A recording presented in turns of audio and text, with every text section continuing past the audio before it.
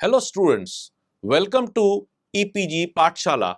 I am Professor Pankaj Madan from Faculty of Management Studies, Gurukul Kangdi Vishwavidyalaya in Haridwar. Today we are going to talk on module Measures of Dispersion, Skewness and Kurtosis under the paper Quantitative Techniques for Management Decisions. After the completion of this module, the student will understand the introduction to skewness and kurtosis, measures of skewness, relative measures of skewness like Karl-Pearson coefficient of skewness, Bowley's coefficient of skewness, Cayley's coefficient of skewness, moments, beta and gamma coefficients, and measures of kurtosis. Measures of dispersion describe the spread of individual values in a data set around the central value.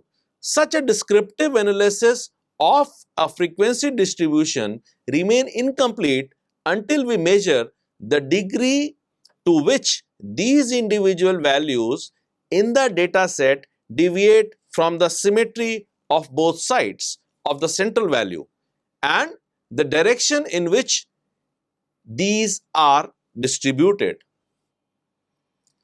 This analysis is important due to the fact that sets may have the same mean and standard deviation, but the frequency curves may differ in their shape. The shape of any unimodal frequency distribution may vary in two aspects. One is degree of asymmetry, and that is known as the skewness, or the flatness of mode, which is known as kurtosis. It tells you about the skewness, the frequency distribution of the set of values that is not symmetrical about the mean is called asymmetrical or skewed, or we can say that skewness is the departure from the symmetry.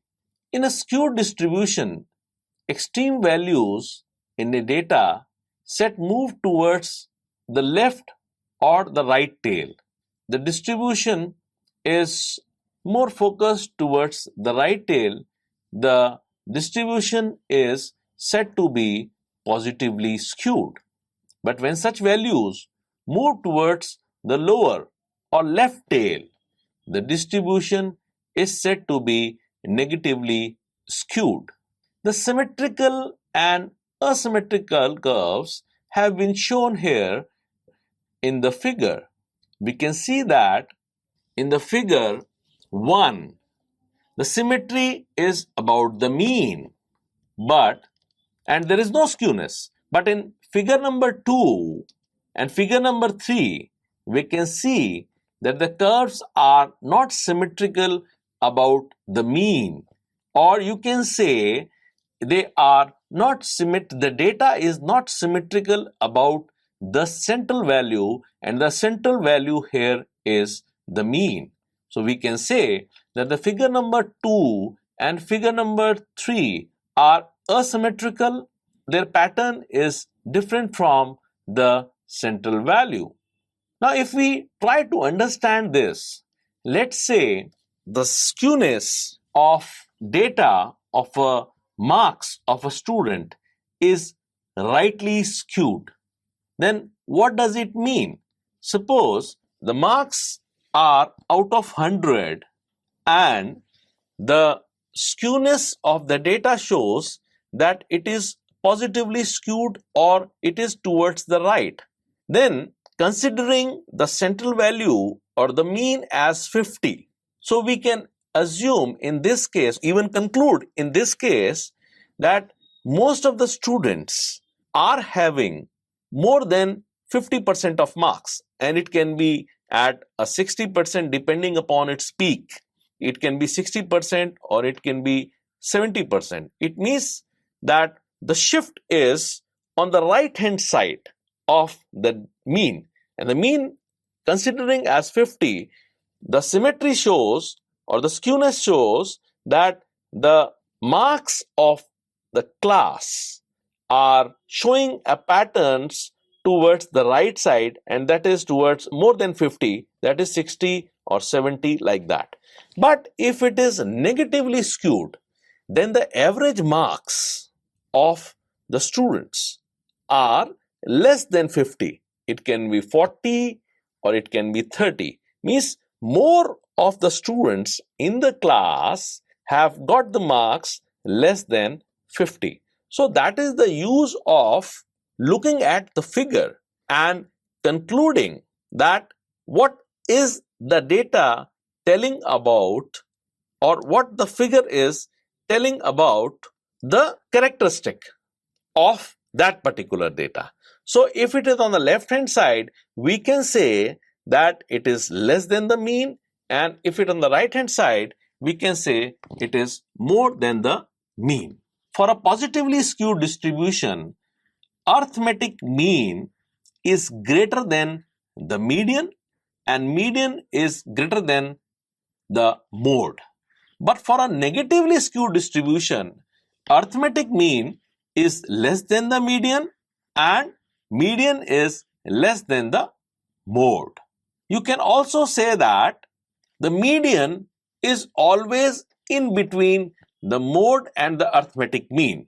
When it is positively skewed, then we can say the arithmetic mean is the highest. When it is negatively skewed, we can say the arithmetic mean is on the lowest side. Kurtosis, it is that property of the single humped or unimodal distribution by virtue of which we can study the flatness of mode. The flatness of mode is of three types, which have been shown in the following diagram. Now in this diagram, if you see the first curve at the top, it's having a very sharp kind of peak, and the other curve at the lower end, you can see its peak is more, rather has a more bigger spread, and its peak is, you can say it is less peaked. Now all the three curves, they have the same central value and almost the same kind of spread, but the shape of their curve and specifically their peak is different.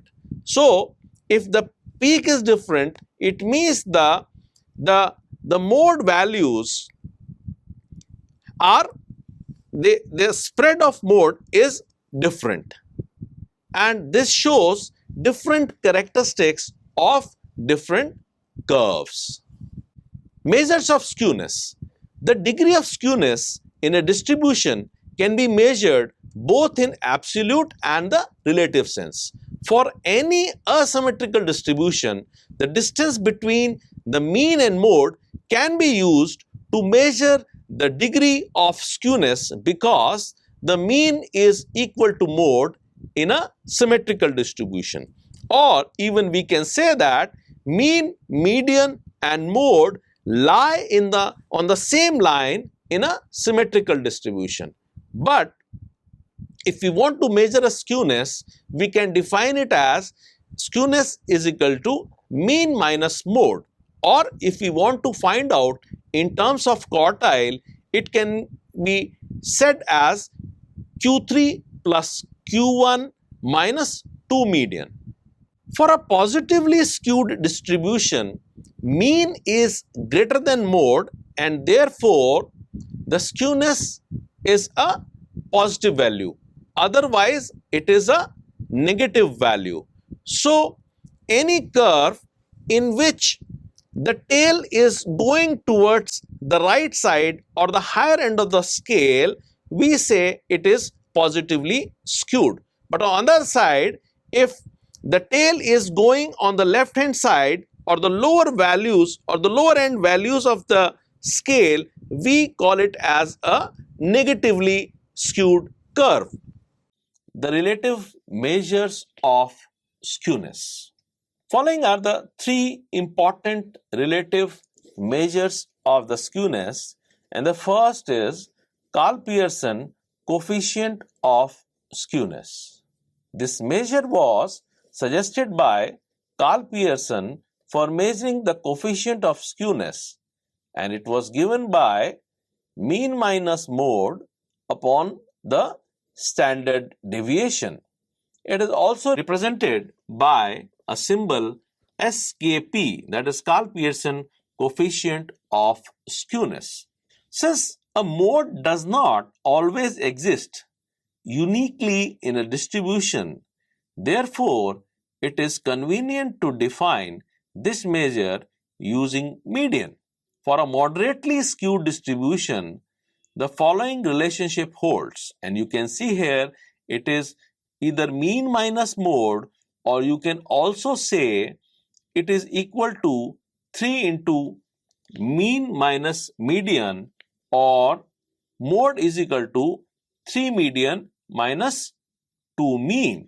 When this value of mode is substituted in equation 1, then we can say that it is the Karl-Pearson coefficient of skewness is equal to 3 into x bar minus median upon standard deviation. So theoretically, the value of SKP varies from plus 3 to minus 3.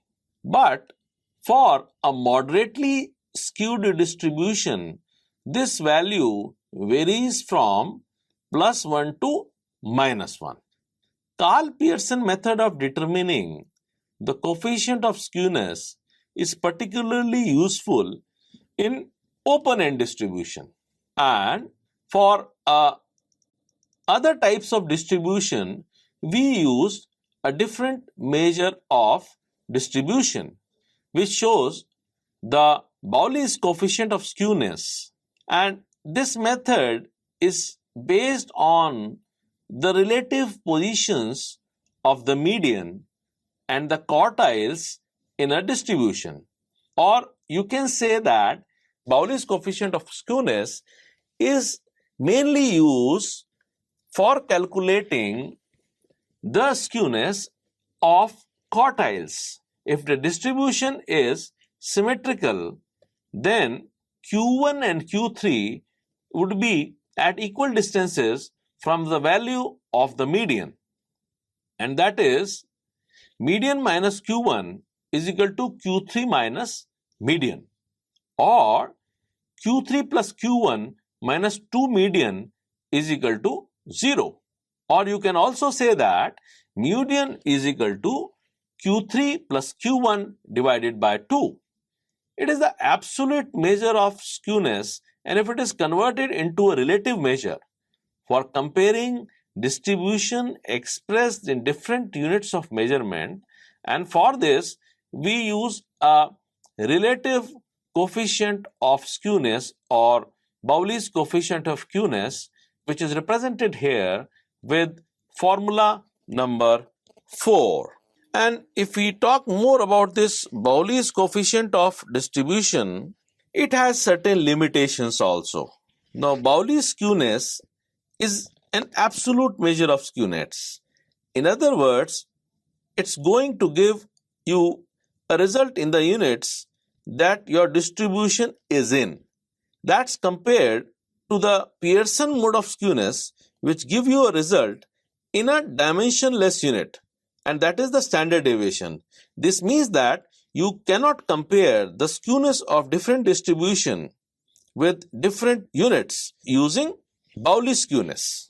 So this Bowley skewness, it works well in a symmetrical distribution like the normal distribution, where the first quartile Q1 and the quartile 3, they are at equal distance from the mean or from the median. And I have already explained that it, in other words, that Q3 minus Q2 or Q2 minus Q1 will be equal. Now, if you have skewed distribution, then there will be difference between these two values, and in that case you need to look at some alternative skewness formula. And as I have told, this alternative skewness formula can also be made, or it is shown as in formula 4, using median instead of mean. But there are again limitation of this Bowell's coefficient of skewness, which shows the Kelly's coefficient of skewness. Now, this Kelly's coefficient of skewness in one of the several ways to measure the skewness in a data distribution. Bowley's skewness is based on the middle 50% of the observation in a data set. It leaves 25% of the observation in each tail of the distribution. So the Kelly suggested that leaving out 50% of the data to calculate the skewness was too extreme. Then he created a measure to find skewness with more data. So Kelly's measure is based on, you can say, the 90th percentile or the 10th percentile, and based on that he gave his own formula, which is shown here as the Kelly's coefficient of skewness, which shows that Kelly's coefficient of skewness is P10 plus P90 minus 2P50 upon P90 minus P10, or it can also be defined as D1 plus D3 minus 2D upon D9 minus D1. So it has D1 plus D9 minus 2D5 upon D9 minus D1. Now this formula is taking also care of the extreme values which has been left out by Bowley's coefficient of skewness, which talks about the moments. The word moment has been derived from the statistics, where we have got the use of phrase moment of force. The moment of force about a certain point is calculated by multiplying the force to the distance from the given point. In the statistics also, we have got a similar idea. We can calculate the moment about any arbitrary value or from the origin x0 or the arithmetic mean by using the deviations of the variate values from these values. The moment about any arbitrary value a can be represented by this formula mu r is equal to 1 by n summation f x minus a to the power r, or 1 by n summation f into d or d bar. Thus, we can calculate by using d square, d3, d4, where mu1, mu2, mu3, mu4 and up to mu are known as first, second, third, fourth and nth moments of A. These moments shows they are about the origin, and they are represented by different formulas showing MR, where MR is equal to 1 by n summation f into x to the power r. Here you can find out the moment or a change from a given value, and you can put, instead of r, you can give the values 1, 2, 3, 4 up to rth value and find out the moment from these values. You see, the moments about the arithmetic mean are known as the central moments, and they are represented by mu r. The rth moment about the mean is defined as x bar. So in this case, mu r 1 by n summation f x minus x bar to the power r can be called as 1 by n summation f x to the power r. And whatever value we give to the r, it is 1 by n summation f x minus x bar. So here you have seen that frequency, and instead of x, we have used x minus x bar, because this movement is about the mean, not a particular value. So this movement is being calculated for each value about the mean. We have two important coefficients, and these coefficients are beta and gamma coefficients. There are two important quantities which are calculated from the moments about the mean, and they are of particular importance in the statistical work. These two quantities are beta 1 and beta 2 and are denoted by the following expression along with their derived gamma 1 and gamma 2 values. You see the measures of kurtosis. The question arises that why do you need to study the dispersion or the kurtosis or any measures of kurtosis? For that, I would say that the financial analysts are concerned about the dispersion of the firm's earning, and a widely dispersed earning indicate a higher risk of stakeholders and creditors. But the shape of this kurtosis can show you the earnings either on the higher side, average earning either on the higher side or on the lower side. And the measure of kurtosis describe the degree of concentration of frequencies or observation in a given distribution. That is, whether the observed values are concentrated more around the mode, a peaked curve, or away from the mode towards both tails of the frequency curve. The word kurtosis comes from a Greek word meaning humped. In statistics, it refers to the degree of flatness or a peak in the region about the mode of the frequency curve. And there are different types of curve. I'll come to that part. But my question here is that what is the significance of this peaked or flat curve? If I say that there are three distributions, one with a flat curve, one with a less flat curve, and one with a peaked curve, then how does this distribution of a peaked curve differ from the distribution of a data with a flat curve? So we can say that when there is a peaked curve, then most of the values of the distribution, they are near to the mode.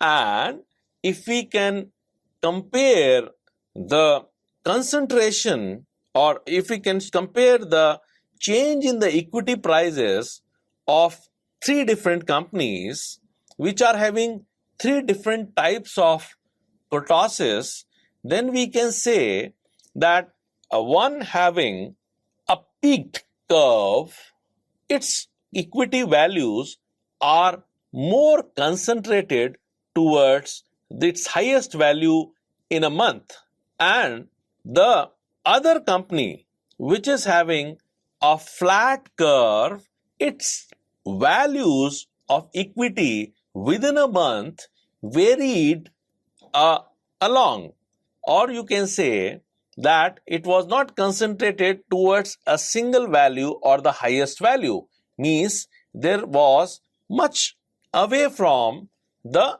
mode value. We have three types of frequency curves. First is leptokurtic, and these curves which are very highly peaked have the value beta 2 greater than 3 are called leptokurtic, and the other is mesokurtic. In this mesokurtic curve or kurtosis, the curves which have value of beta 2 equal to 3 are called mesokurtic. And the third one is platykurtic.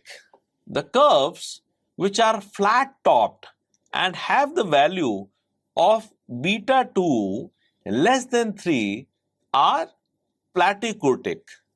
Now, you can use these values or these curves in different applications of business, production, management. Like a quality control expert wants to analyze the spread of its product level, whether means that suppose he wants to test a component or he wants to test a drug that is average in purity but ranges from very pure to highly pure may endanger lives. So, seeing at the quality control chart, he can say that if the spread is more and also if it is plateautic type of curve, then the concentration of purity is varying a lot and it can endanger lives, and that sample of doses or drug can be rejected. On the other side, if you see a car manufacturer who wants to design a car seat, and what kind of this Kurtosis curve of the seat size or the size of the driver would you like to see or would you like to draw? And in that case, you would like to add more and more people or accommodate more and more people, a large fraction of drivers into that seat, and based on that you will try to find out or you try to design the seat in which most of the drivers can fit on. And for that you need a data of the height of the motorist or the drivers, and you can draw kurtosis or you can draw a curve and you can see its symmetry. Based on that, you can analyze that what kind of seat is to be designed. So this was about the business application of the kurtosis and the measures of kurtosis. So the students, let's now summarize what we have learned in this module. This module has provided an opportunity to the students to carry a descriptive analysis of frequency distribution. The descriptive analysis of the frequency distribution is important due to the fact that the data sets may have the same mean and standard deviation, but the frequency curves may differ in their shape. A frequency distribution of the set of values that is not symmetrical or that is non-normal is called asymmetrical or skewed. In a skewed distribution, extreme values in a data set move towards the upper or the right tail of the distribution, and we call it as a positively skewed. But on the other hand, if it is going to the left tail or the lower values of the scale, we call it as a negatively skewed. As discussed, the mean, median and mode are affected by the high value observation in any data set. Among these measures of central tendency, the mean value gets affected largely due to the presence of high valued observation in one tail of a distribution, and that tail can be the left tail or the right tail. The mean value shifted substantially in the direction of high values.